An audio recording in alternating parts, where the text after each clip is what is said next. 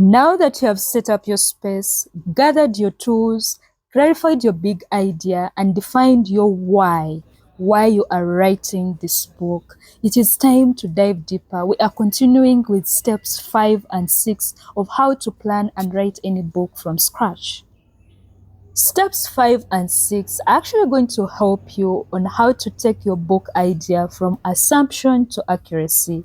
Now let's begin with step 5. Step 5, conduct deep research. Once you've got your big idea, it's time to step outside your head and step into the real world. Why? Because the truth is, you don't write a book for yourself. You write it for someone who needs it, someone who actually needs it. And how do you start? Find out what is already being said. Find out what is already being done. Find out what is missing. You can also check YouTube.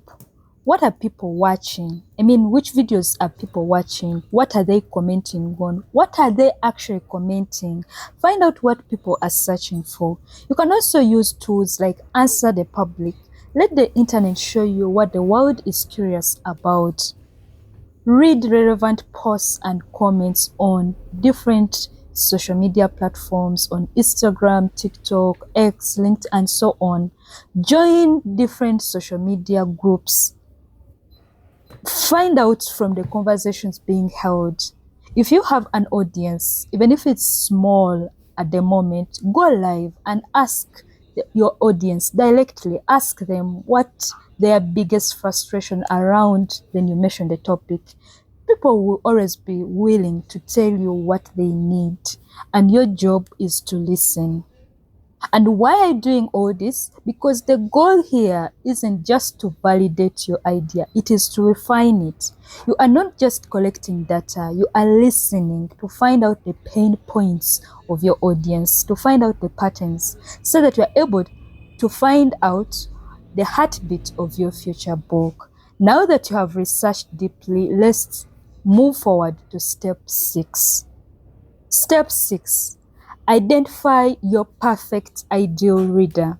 This is one of the most important steps in your entire author journey. If you try to write a book for everyone, you will always end up writing a book for no one. So define exactly who this book is for.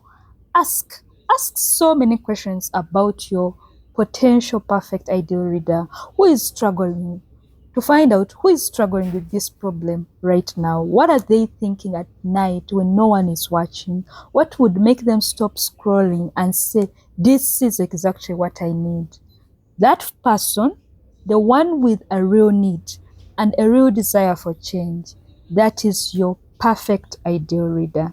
And here's the key. Every word you write must be around them and for them, for their pain, their dreams, their transformation. To keep things always in focus, always use a try strategy when writing. And what do I mean by a try strategy? That I mean one clear goal for the book, one specific ideal reader you are writing to or for, one powerful call to action at the end of the book. That's how you create a book that doesn't just sell, but it also serves, it solves and shifts people and emotions. And don't worry, step 6 is actually a very sensitive step.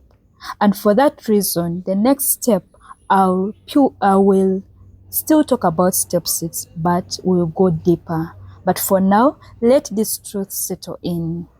And for all this being said, great books, always remember that great books begin with great listeners, and so you should always be a great listener. Your research is your superpower, and your reader is your reason.